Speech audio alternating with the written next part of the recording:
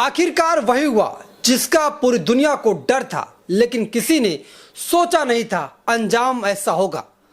दोस्तों, आज का दिन इतिहास के पन्नों में काले अक्षरों में नहीं बल्कि एक महाशक्ति के पतन के रूप में दर्ज किया जाएगा। जो ट्रंप नहीं कर पाए, जो पूरी दुनिया की कूटनीति नहीं कर पाई, वो ईरान की निडर जनता और उसकी जिद ने कर दिखाया है। सुपर पावर अमेरिका, जिसके पास दुनिया की सबसे घातक मिसाइल, आधुनिक हथियार थे, जिसका डिफेंस बजट कई देशों की जीडीपी से बड़ा था, आज उस अमेरिका का गुमान खाड़ी की मिट्टी में मिल गया है। तो आज हम बात करेंगे ट्रंप पर शासन के घुटनों पर लाने वाली उन 10 शर्तों के बारे में। कैसे रातों रात बाजी पलट गई। आज की इस रिपोर्ट को देखकर आप हैरान रह जाएंगे। दोस्तों, इस युद्ध को हथियार से नहीं बल्कि हौसले से ईरान ने जीता है। ईरान की जनता ने वो मिसाल पेश की जिसकी सदियों तक याद रखी जाएगी। हफ्तों तक चली भीषण हमले, आसमान से बरसती आग, आर्थिक पाबंदी के बावजूद ईरान का एक भी नागरिक पीछे नहीं हटा। जब ट्रंप ने लगातार प्रेशर बनाया, रणनीति अपनाई, तो उन्हें लगा कि ईरान बिखर जाएगा, लेकिन हुआ इसका बिल्कुल उल्टा। ईरान की जनता ने सड़कों पर उतरकर पूरी दुनिया को संदेश दिया कि आजादी की कीमत क्या होती है। आज दुनिया देख रही है कैसे एक छोटे से देश ने अपनी संप्रभुता के लिए पूरी दुनिया के सबसे बड़े सैन्य संगठन को पीछे हटने पर मजबूर कर दिया। यह सिर्फ एक युद्ध विराम नहीं है, यह वाशिंगटन की उस अकड़ की हार है जो समझती थी वो जिसे चाहेगा तबाह कर सकती है। और सबसे बड़ा सवाल, आखिर ट्रंप कैसे मान गए। ईरान ने बेंच पर ऐसी 10 शर्तें रखी जिन्हें अमेरिका पहले नामुमकिन कह रहा था, लेकिन आज उन्हीं शर्तों पर दस्तखत कर चुका है। गौर से सुनिए इन 10 शर्तों को जो ईरान ने अमेरिका के सामने रखी है। सबसे पहली और बड़ी शर्त, अमेरिका को ईरान पर लगने वाले सभी आर्थिक प्रतिबंध को हटाने होंगे। दूसरी बड़ी शर्त, विदेश में फंसे ईरान के अरबों डॉलर को तुरंत रिलीज करना होगा। तीसरी बड़ी शर्त, ईरान के यूरेनियम सार्वजनिक अधिकार को शांतिपूर्ण उद्देश्य के लिए मान्यता देनी होगी, यानी परमाणु अधिकार। चौथी बड़ी शर्त, खाड़ी के रणनीतिक इलाकों से अमेरिकी नौसेना को पीछे हटना होगा। पांचवी बड़ी शर्त, सुरक्षा की गारंटी, अमेरिका भविष्य में कभी भी ईरान पर हमला नहीं करेगा, इसकी भी गारंटी लिखी गई है। अब छठी बड़ी शर्त, इस युद्ध में हुए भारी नुकसान, बुनियादी ढांचों को जो पहुंचाया गया है उसका मुआवजा। सातवीं बड़ी शर्त, समुद्र के रास्ते पर ईरान का पूरा नियंत्रण होगा, यानी होर्मुज से गुजरने वाले सभी जहाज को ईरान को उसका भुगतान करना होगा, तभी गुजर पाएंगे। इजराइल और अन्य देशों के साथ मिलकर ईरान का विरोधी संगठन को बढ़ावा न देना होगा। और 9वीं बड़ी शर्त, कैदियों की अदला बदली होगी, बिना शर्त सभी ईरानी नागरिकों को रिहा किया जाएगा। 10वीं बड़ी शर्त, वाशिंगटन को सार्वजनिक रूप से ईरान की संप्रभुता का सम्मान करना होगा।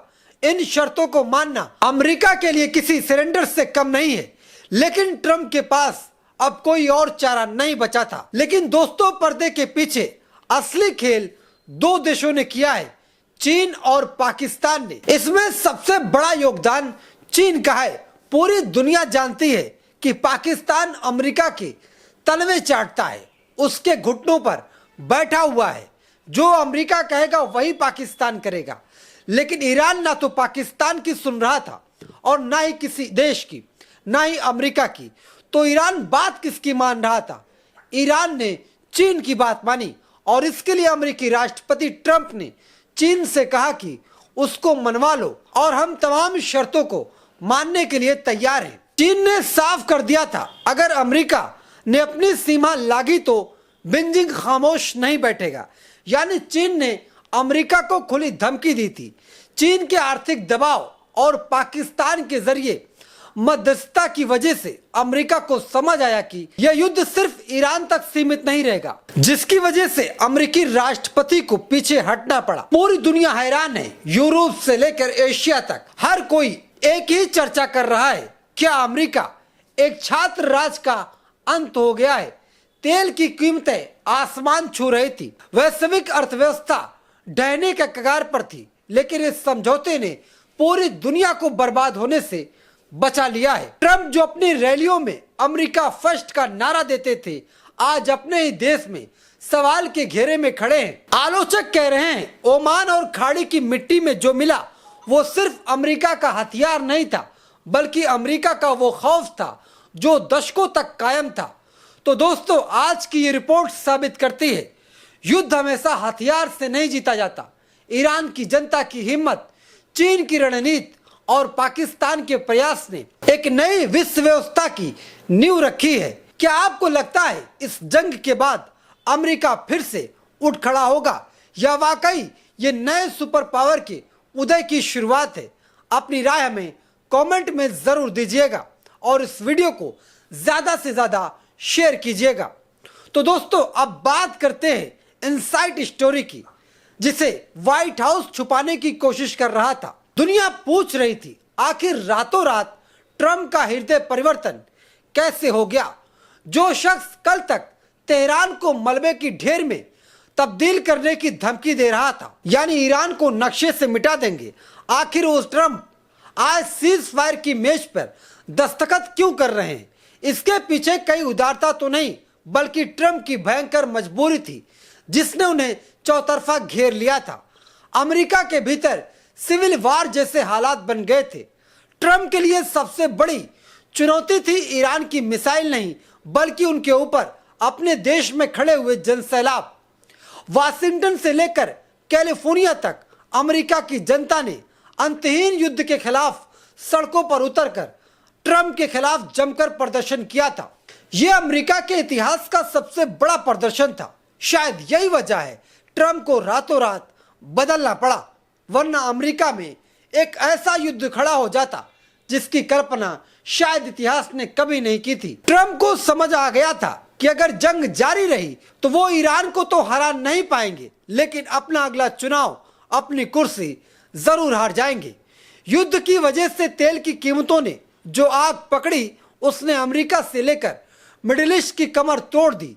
अमेरिका में पेट्रोल और गैस की कीमतें रिकॉर्ड स्तर तक पहुंच गई थी, जिससे रोजमर्रा की चीजों के दाम 40% बढ़ गए थे।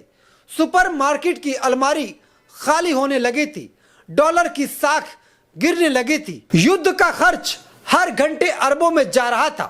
ट्रंप के आर्थिक सलाहकार ने साफ चेतावनी दी, अगर वो युद्ध को 15 दिन और चला तो अमेरिका 1930 जैसे महान मंदी के गर्क में गिर जाएगा।